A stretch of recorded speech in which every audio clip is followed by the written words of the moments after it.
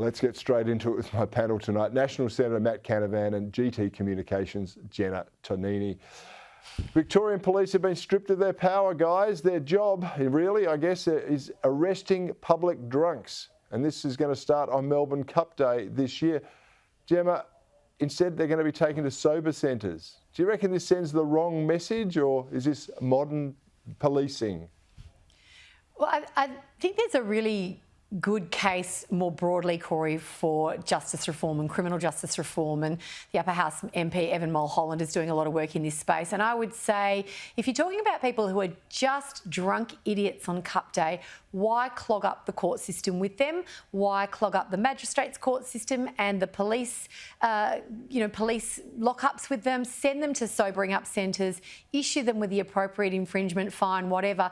If it turns out that these people are serial offenders, whatever, maybe the justice system can take its course there. But I am, as a general rule, in favour of not clogging up our courts and police lockups with people who do dumb stuff rather than people who are a danger to society. By all means, get them off the road so that they don't drive, don't do anything stupid like that. Sobering up centres are a good option in that respect. In this case, you know, I was today years old, Cory, when I said not a bad decision here by the Victorian government. Miracles happen. You know what?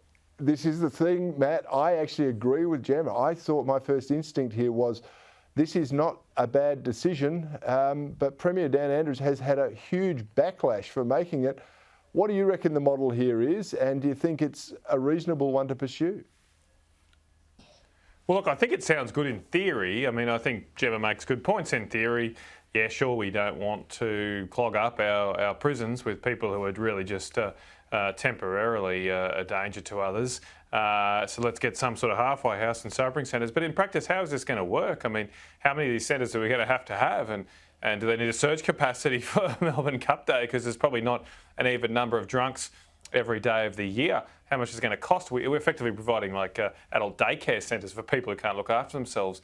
That's where I just don't think this will work. And in country and regional towns, where you're going to have a watch house and you're going to have a sobering up centre, I mean, this is ridiculous.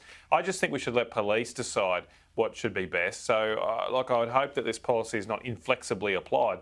If the police judge that someone does need to be taken off the streets, they are a danger to others, they obviously don't arrest every drunk, but if there is a case where they have to get them off the streets, if the watch house is the easiest way to do that for them and they can get back to policing, I've got no problem with that.